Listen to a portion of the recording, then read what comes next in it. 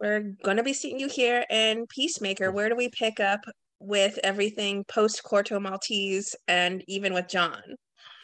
The series pretty much picks up right after Corto Maltese, right after the Suicide Squad.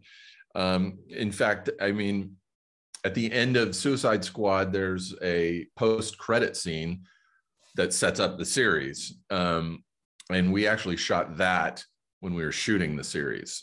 And that was the first thing I shot. But yeah, it's like pretty much an immediate timeline.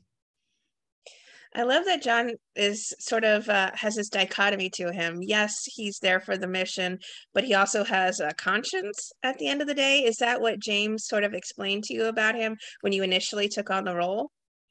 Yeah, that. I mean, that was pretty much, I think, the whole purpose of this show was, in the movie, we had 2 hours to tell a big story with a lot of characters.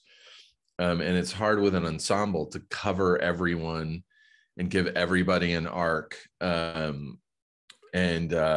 Cena was one of the ones left out of having an arc. He starts point A in Suicide Squad as an asshole. And when the movie ends, he is still an asshole. He's always been an asshole. There's really no arc to his character. But in the series, we find out why he's an asshole. And you actually end up kind of sympathetic and feeling, empathy towards him. James wanted to, didn't think it was fair, I guess, to just make Peacemaker a dick and never have it explained. So that was really, I think, the whole purpose of James writing this series. I think there's also that dichotomy to John as well, to your character as well, because he was there for Waller for the mission, but then at the end, his conscience becomes his guide, sort of, and that's where we pick up with him here, right? Yeah, totally. This season, I think be seeing you out in the field a little bit. I know there's a clip talking about how you wouldn't know when Danielle's talking to you about, being shot at. You're like, I wouldn't know. But then we cut to a clip of you actually being out in the field. What was that like for you, actually getting to go beyond a computer screen? It was amazing. I'm a character actor, so I'm usually the guy who comes in at the end of a scene and says a joke and the scene's over. There's usually not a lot of depth to the characters that I play. They're kind of one note, a stoner or, a drug addict or stuff like that. And, even in the Suicide Squad, I was just a computer guy. The focus is clearly on the Suicide Squad. So it was amazing. And I've, in the 20 plus years I've been doing this, I've never had like an arc to a character. This was really my first time like kicking ass. It's really weird to hear myself even saying it. It was, when I got the scripts and started reading them, I was like, I get to do what? I get to beat somebody up. I get to kill someone. It was a nerd's dream come true. Like I finally get my comeuppance. And you see that in clips where John Economist is like, don't fuck with John Economist. He's really saying that because his whole life he's just been fucked with. Steve Agee, action hero? It's looking that way. We'll talk when you get your own action figure. Oh my God. The closest I have is a King Shark. I did motion capture for King Shark. So that's the closest I have to an action figure, which for now I'll take. Those moments have to be probably some of your most memorable from filming this series. Is that what you would say as well?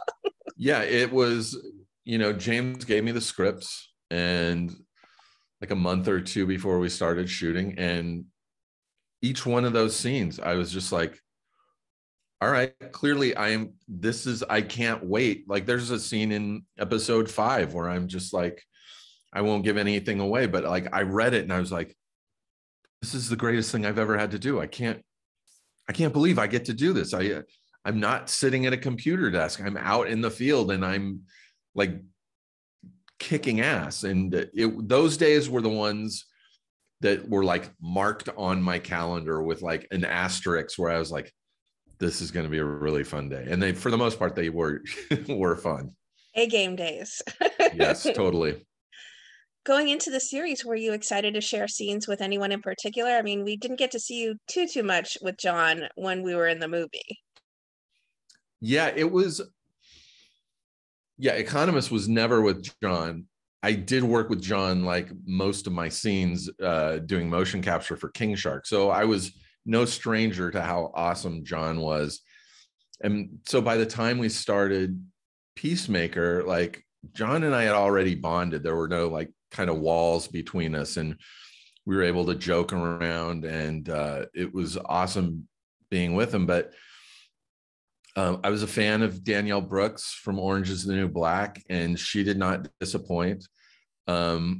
Jen has been a friend of mine for years, so it was fun to like go through this whole thing with a friend. And Robert Patrick was, although I had very, very little to do with him, we did spend quite some time in the makeup trailer and stuff. And he's the best. I just did a whole bunch of press with Robert.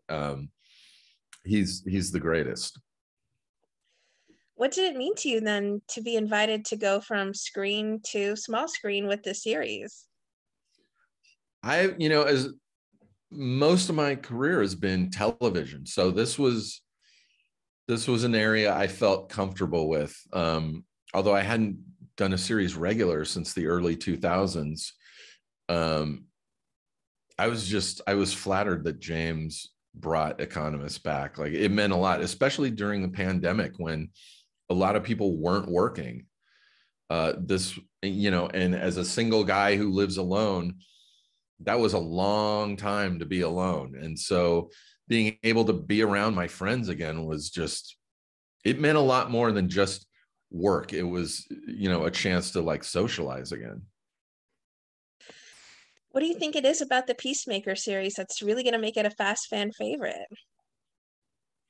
I think it's just different enough from a superhero comic book show to like really hook people in. It's more, I've been saying that it's more like a workplace comedy. It's not this fantastical supernatural people flying. There is a little bit of that, but it's like these people in an office, who go out and do some missions, but it's more like if the office took place in a world where Superman exists and Batman. Like there is some fantastical, crazy stuff out there, but at the heart of it, you see us at restaurants and bars, which you never see Superman in a bar or Batman having lunch with his friends. Like this is so much more realistic. Like it's really charming. Well, I'd be remiss if I didn't touch on the lengthy career you've had, not just in comedy, Thanks. but on our screens as well. Have you had a Thanks. favorite project that you've worked on so far? I mean, I think people are like able to point you out at this point, when they see you in a series or on their screen, Yeah. they're able to identify you. I'd say the Sarah Silverman program has a very special place in my heart because it's really my first TV acting gig, and it was a series regular. I had known Sarah for years, and I was touched that she just wrote a part for me in that show. And so that'll always be like a career highlight for me, was just getting to do a really funny show like that. But also most of the cast on that show were already friends going into it. So that was like a low pressure situation. And it hasn't been like that until this series. I've really loved working on New Girl. I really loved working on Superstore. I made amazing friends, and those were fun jobs while they lasted, but they were, like a season of Superstore. I'd do like 2 or 3 episodes, as opposed to being there the whole time with the cast. What would you like to say then to everyone who continues to be such a fan and supporter of the wonderful work that you do? Oh my God, thank you so so much. And follow me at Steve Agee on Instagram and at Steve Agee on. Those are my shameless plugs. But no, I really appreciate anyone who follows me in any form.